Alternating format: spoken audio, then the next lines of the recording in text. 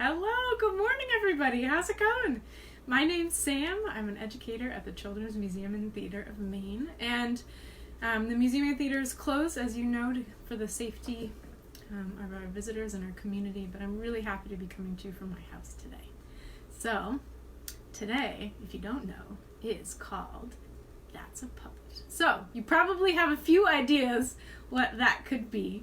It's sort of a phrase that we shout out at the museum and theater when we see something kind of silly. So, before I explain it, I want you to imagine, have you ever looked up in the sky and you've seen a face in a cloud, or in the leaves, or maybe in the moon you've seen a face?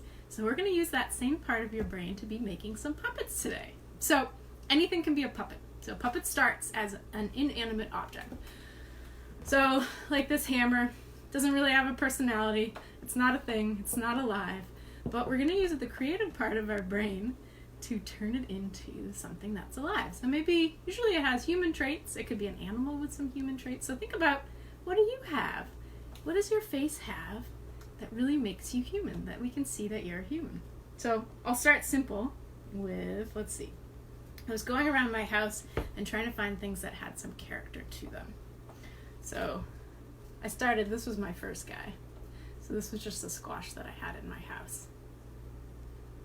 Can you tell what he is? Woof woof. I made a little puppy dog. I thought my shoe had a lot of character, but I couldn't figure out where to put the eyes and the nose. So you'll notice with the squash I added some ears. You can also add faces to things too. This little train, I thought, reminded me of a little creature. So the most important part about bringing your puppet to life is giving it a face and making it into a character. So, or giving it some facial, something that indicates that it's alive, it's a little bit different. And then you want to think about how it can move. So, for instance, this was a little toy that I made a long time ago, or a couple months ago, and I really wanted to turn it into a puppet. So yesterday I added little wires so that I could think about how it moved. And so I was able to move the wings up and down, just like this. And I actually made a little person. That's my little Janet, and she gets to fly on the bird. And I was thinking she could go on adventures all around. So yeah, when your puppet's alive, you want to make sure that it's moving. I'm going to have it move off screen. Hey Thomas and Ursula! Great to have you guys back! Alright, so thinking about things that you want to use at home. So first, look around your house, see what has character to it, because it has to be authentic to you. You're going to be making this puppet. Everybody who's watching is going to know that it's not a human, right? This squash is definitely not a dog. I know that, and you know that. But if I really believe that it's a dog, that's when it becomes fun, and that's when it becomes alive. So I thought it'd be fun to make a puppet with you guys here today. And so if you want to go and start doing your puppet stuff, get out there and start making. Maybe share your photos when you're done. But I was going to start with the simplest thing that I could find, and that's this guy right here. A good old sock puppet. Because, I don't know if you know, Kermit the Frog actually started out as basically a sock puppet with ping pong balls. So that's exactly what I've got here today. I took a big sock, and I think I might even have added, I'll show you how I can add different components. But the first thing I gave to him was a mouth. And so when you're talking with a puppet, you want to make sure you're moving the bottom part. Because when we talk, see, our jaws are moving up and down. Just like this. So you can move the bottom of the jaw. And you can talk. So think about different syllables you've got. Let's count to 10. Ready? 1, 2, 3, 4, 5, 6, 7, 8, 9, 10. See how the 7 had 2 syllables? So I opened and closed his mouth 2 times. Alright, so what else does he need to make him have some human characteristics? What about eyes? So I actually got a ping pong ball, and you can see, I don't know if you can see, I actually poked a little, it's a little bright. I poked some holes in it, and I was thinking that I could sew just like some big loops. If you have like a big knitted sock like this, it wouldn't ruin your sock and you'd be able to use it again. But for today's purpose, I just stuck some masking tape in there because I wanted to play around with how you can actually change the look of your creature by putting the eyes in different places. So I had a lot of fun yesterday. Maybe my creature's a little wonky. And I stick the eyes a little funny. Or maybe I want the eyes to be way, way on the side. A little bit silly like that. Maybe I'll stick them right in the center for now. Alright. Oops. That's definitely not in the center. Good morning. So, first you want to give your character, feel around with it, play around with it. Give him a name. Let's call this guy Dorian. I just thought of that. Hello, Dorian. How you doing? Hello. So, what other things can you add to create a character to your puppet? So, maybe you want to create, maybe I'm going to put a rubber band around Dorian to hold him a little bit more secure. You can also stuff your puppet with I had some tulle in here. I'm going to make him kind of have like a frog gullet. So I'm just going to stuff that in there. It kind of has a frog shape to him, so you can change the shape a little bit with some fabric. I like using things that move a lot, so I thought this scarf would be a great thing to add as well. Hello, Dorian! So movement's always great. And there he is! Good morning! How are you?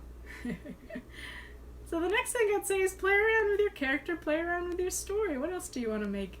What adventures are your puppets going to go on today? So that's Dorian for now.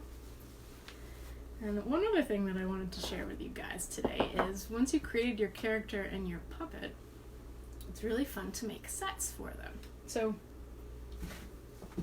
I actually got this from Mo Willems. If you go at guys like the Pigeon books or Goldilocks and the Three Dinosaurs, that author, he's been doing these drawings every day, and he's been using cardboard boxes, so he'll create a whole city out in front of him to tell a story.